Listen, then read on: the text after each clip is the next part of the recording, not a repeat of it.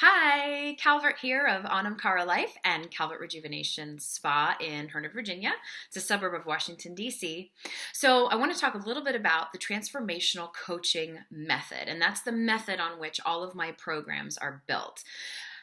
Transformational coaching method, if you've been to the website, is based on brain science and brain chemistry research. And so basically, what does that mean in a session for you?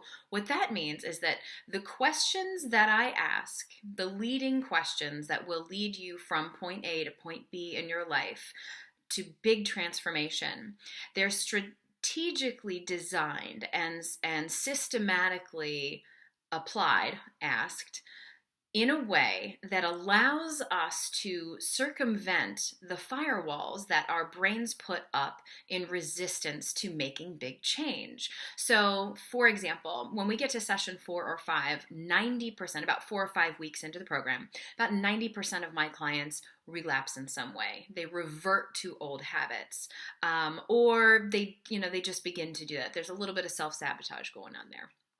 So I know that because of the way that the brain processes these changes. So we first make sort of like the low-hanging fruit behavior change, and then we really start to actually move in reprogramming the beliefs that we hold about ourselves that keep us in those behavioral patterns.